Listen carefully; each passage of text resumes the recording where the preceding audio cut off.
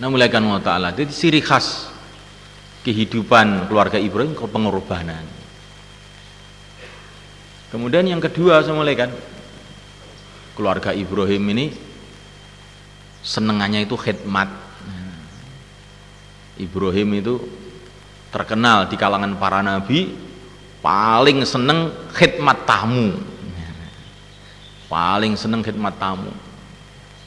Maka Nabi mengatakan, kalau orang tidak mau ikram tamu, bukan termasuk golongan saya dan bukan pula termasuk golongannya Ibrahim. Karena Nabi Ibrahim terkenal paling seneng khidmat tamu. Beliau ini tidak bisa makan kalau belum ada tamu. Kalau nggak ada tamu, beliau mencari tamu, pergi kemana-mana. Kalau sudah dapat tamu baru bisa makan. Ini makan sendirian tuh nggak bisa. Nah ternyata ini sifat Ibrahim yang demikian ini dimiliki juga oleh istrinya yang namanya Sarah. Masya Allah, diceritakan dalam Al-Quran, begitu ada tamu, Nabi Ibrahim langsung nemui istrinya. Ternyata Masya Allah, istrinya sudah siap dengan makanan yang paling lezat. Bi'ajlin hanir, anak sapi yang dipanggang, namanya pedet. Tapi sudah dipanggang. Di Temboro ini banyak pedet juga, tapi nggak dipanggang. Lari-lari terus. Pedet yang dipanggang. Maka di tengah-tengah istrinya khidmat, dapat berita gembira dari Jibril alaihissalam. Fabasyarnaha bi ghulamin alim. Diberi kabar gembira bahwa akan dikasih anak yang alim. Padahal ini belum hamil, anaknya belum lahir, tapi sudah dikasih ijazah duluan. Anaknya akan alim. Jadi anak alim itu bukan dimulai dari pesantren sebetulnya. Dimulai dari amalan-amalan kita sebelum punya anak. Kalau itu sudah kelewat Pak ya. Maka sekarang dikodok ya, harus dikodok ini. Ngodoknya bagaimana? Keluar 4 bulan, ini diantara cara ngodoknya itu.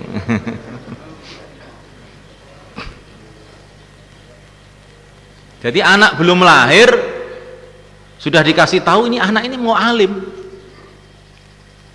Maka lahirlah anak namanya Ishak. Ishak itu terjemahnya bahasa Indonesia itu tertawa. Tertawa. Gembira gitu. Anak ini belum lahir kok sudah alim, gembira ibunya ini. Sehingga dikasih nama Ishak.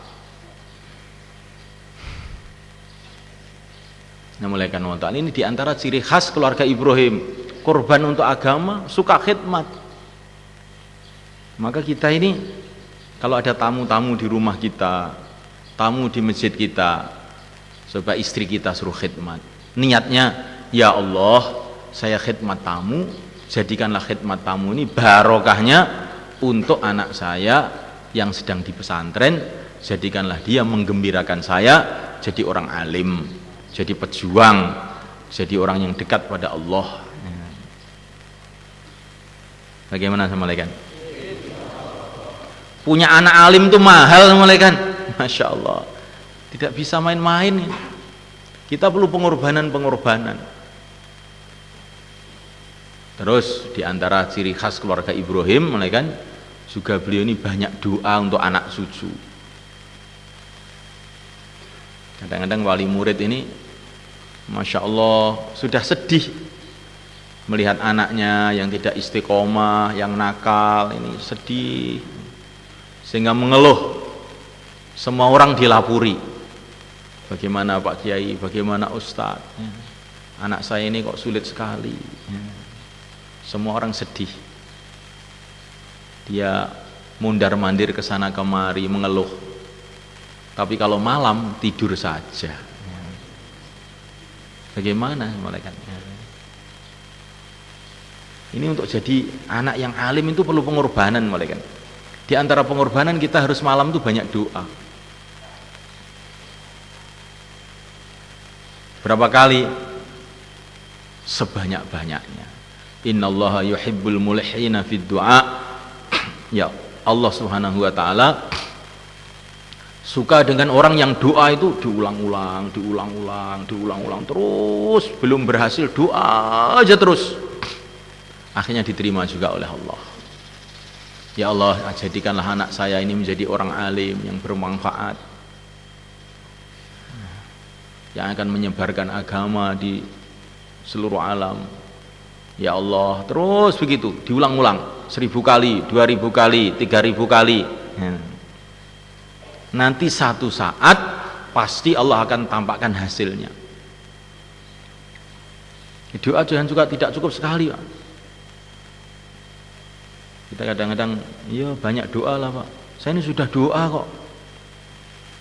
Doa 5 menit tidur, doa 5 menit tidur. Nah, mulaikan Allah SWT untuk supaya doa kita diterima perlu ilhah, terus menerus doa. Karena Allah SWT itu ingin melihat kesungguhan kita itu seberapa.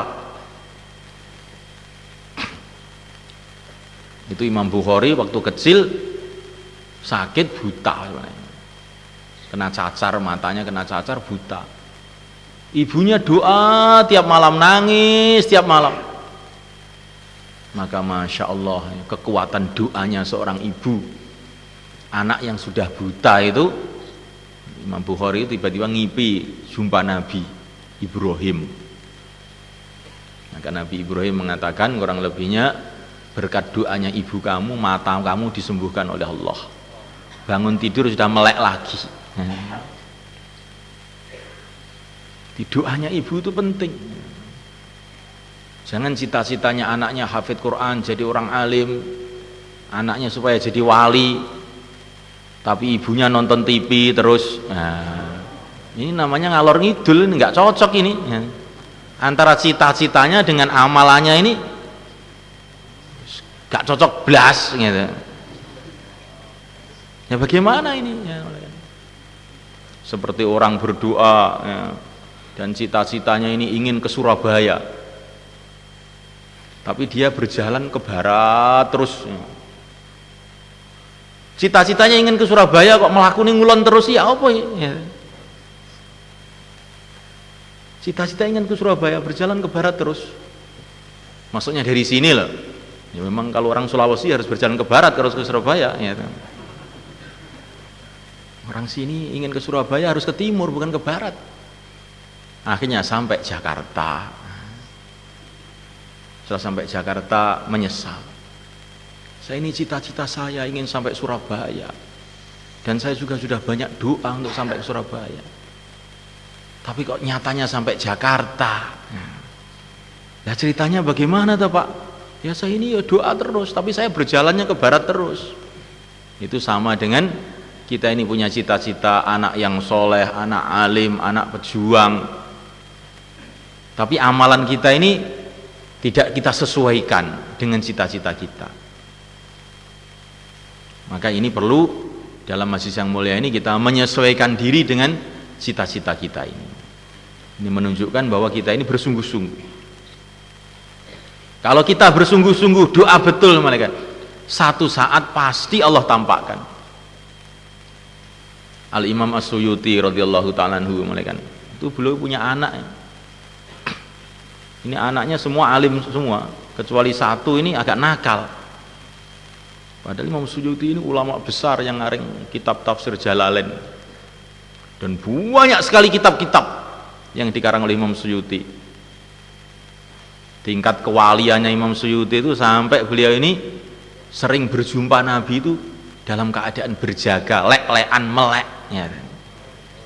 Sampai beliau ini bisa bertanya kepada Nabi, hadis ini sahih apa dhaif ya. Tingkat kewaliannya itu sampai kayak begitu, tapi diuji oleh Allah punya anak itu nakal. Maka beliau sudah berdoa sampai tiap malam nangis gara-gara anaknya ini. Begitu doa sudah sampai puncaknya doa, beliau menangis depan Allah, ya Allah, betul-betul saya ini tidak mampu mendidik anak saya. Hanya Engkau saja yang aku harapkan. Ya Allah, bila anak ini masih bisa diperbaiki, panjangkan umurnya. Kalau tidak, matikan saja ya Allah. Sampai kayak begitu. Setelah didoain malam-malam begitu, pagi-pagi tahu-tahu anaknya malah hilang. Ya. Dicari-cari nggak ketemu. Loh, kok malah hilang didoain? Ya. Masya Allah. Dicari bertahun-tahun nggak ketemu. Setelah beberapa tahun mulai kan tahu-tahu datang. Ternyata dia ini minggat ke Maghrib sana, ke Maroko sana, belajar di sana. Pulang-pulang sudah jadi orang alim. Dan ini yang ajib, itu cerita ini ditulis oleh para ulama, ditempelkan di kuburannya Imam Suyuti di Mesir sana. Untuk pelajaran buat wali murid yang anaknya agak nakal gitu. Ndungone kurang. Ndungone kurang. Kalau doanya itu sungguh-sungguh terus-menerus. Nabi mengatakan di antara doa yang makbul adalah doa orang tua untuk anaknya. Makanya saya ini kalau ada orang tua bilang saya sudah doa tapi anak saya tetap nakal, itu nggak percaya saya. Saya lebih percaya kepada Nabi daripada kepada kamu. Nabi mengatakan doanya orang tua itu makbul kok. Kok kamu katanya sudah doa nggak makbul? Mesti kamu ini belum doa. Atau doa tapi nggak sungguh-sungguh. Doa sebentar terus tidur. Doanya nggak sungguh-sungguh. Bagaimana semuanya kan? Maka kita banyak doa. Ini perkara yang penting, doa. Buat amalan-amalan khusus untuk anaknya. Amalan-amalan khusus untuk anaknya. Seperti ceritanya ayahnya Imam Ghazali. Bagaimana beliau ini orang awam, tapi anaknya semua jadi ulama-ulama besar semua, jadi aulia semua. Ini ayahnya Imam Ghazali. Beliau ini penjual manisan. Tapi kalau beliau melihat orang-orang yang sedang ngaji, beliau ini terenyuh nangis. Ya Allah, jadikanlah anak saya nanti jadi orang-orang alim ya Allah. Bukan hanya doa saja, manisannya nggak jadi dijual, dibagi-bagi sama orang-orang yang ngaji itu. Ya. Masya Allah. Di doa dan korban. Akhirnya punya anak dua-duanya jadi alim besar semua. Yang paling terkenal adalah Al-Imam Al-Ghazali rahimahullah, yang ilmunya sudah hampir 1000 tahun dipelajari di seluruh dunia. Bagaimana semuanya? Insyaallah kita niat semuanya. Dan yang lebih penting lagi semuanya, ini semuanya ini kalau kita ini punya niat dan cita-cita. Karena ini wali murid ini kadang-kadang ini cita-cita ini belum punya gitu kan. Sehingga nanti kalau anaknya sudah 6 tahun di sini, sudah mungkin dianggap terlalu lama di pesantren ya. Maka pikiran orang tua itu berubah. Maka kirim surat ke pesantren atau ngutus orang ke pesantren untuk mamitkan anaknya. Kenapa kok belum selesai, belum tamat kok dipamitkan? Ya orang tua, sudah sakit-sakitan. Maka anak dipinta pulang untuk khidmat orang tua. Nah kalau orang tua ini cita-citanya seperti ini namanya cita-citanya tuh anak mau dijadikan perawat saja. Bukan mau dijadikan ulama kalau begini ini. Lah bagaimana bisa jadi ulama wong cita-citanya tuh anaknya untuk jadi perawat. Maka kita ini harus punya cita-cita. Seperti cita-citanya ibunya Maryam. Punya cita-cita diceritakan dalam Al-Quran. Cita-citanya anaknya untuk agama, untuk jadi pejuang. Idz qalat imra'atu Imran rabbi inni nadartu laka ma fi batni muharrara. Masya Allah. Saya bernadar, hai Tuhanku, anak saya yang di perutku ini muharrar, saya bebaskan dari segala urusan, hanya untuk agama saja. Biar saya sakit-sakitan nggak apa-apa, biar anak ngaji terus. Biar saya kesulitan di rumah nggak apa-apa, biar anak saya ngaji terus, biar jadi orang alim. Daripada khidmat di dunia paling setahun 2 tahun, biar nanti dia khidmat di surga saja. Nah, memberikan syafaat di pintu surga. Bagaimana semalekan? Niki penting niki, terutama nggih tiang-tiang sing selak Magetan, Bangsa Bluro, Bijonegoro, Ngawi, nggih, Medion biasane ngoten niku, biasane niku ngeten. Mun dangu lho Pak Kiai. 5 tahun ngeten. Kayak kula niki nggih reneng sing melok ngancani niku lho ngendus ngeten. Sapi ini nggih mboten sing ngopeni, wong pelaosan ngeten. Sapi ini gak eneng sing ngopeni. Lah iki kiai iki mikir ben anake iki dadi ulama. Lah bapake mikir ben anake angon sapi. Lah piye iso jalan ngeten iki ngeten.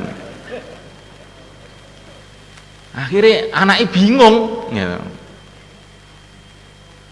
Jadi sudah mulai karena Allah Ta'ala, kita ini harus punya cita-cita yang dhuwur, yang tinggi, cita-cita yang tinggi.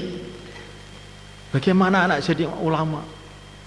Itu ceritanya Ngubed ini, yang baru dari Nizamuddin, ketemu Maulana Ilyas Barabangkawi yang nahkik Hayatus Sahabah.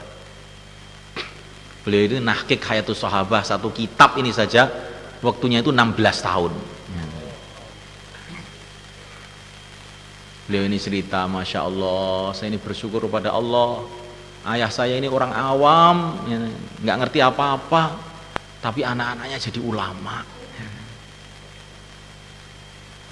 Nah kita ini harus bercita-cita seperti itu. Walaupun kita ini orang awam, nggak pernah pesantren, tapi punya cita-cita. Anaknya jadi ulama, anaknya jadi orang yang dekat pada Allah. Karena Imam Bukhari itu ayahnya, ibunya orang awam juga. Imam Ghazali begitu juga. Tapi karena ada cita-cita, ada tangisan, pengorbanan, doa, akhirnya anaknya jadi orang-orang hebat. Bangun rumah itu penting mulai kan, tapi bangun anak lebih penting lagi. Bangun anak lebih penting lagi. Kalau anak kita ini jadi ulama, insya Allah nanti punya rumah, gak usah dipikirkan rumahnya ya.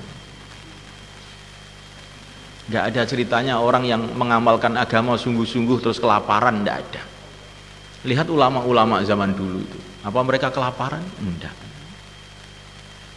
Jadi kita ini harus yakin bahwa kalau anak saya jadi orang alim, anak saya jadi orang yang dekat pada Allah, nanti dia hidupnya akan sukses kalau betul-betul diamalkan.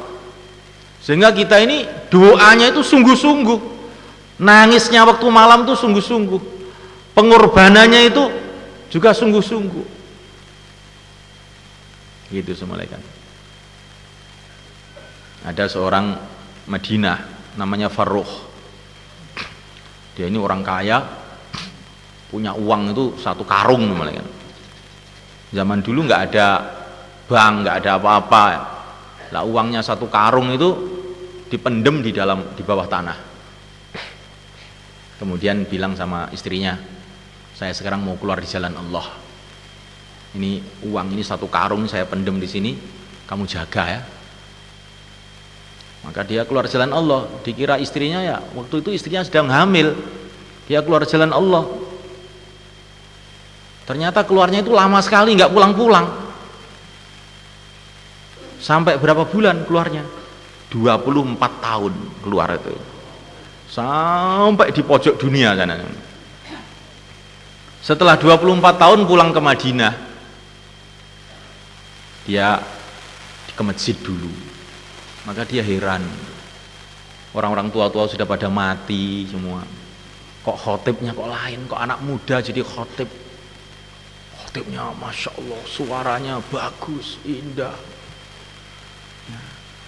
Nggak ngerti dia, ini siapa, belum kenal saya.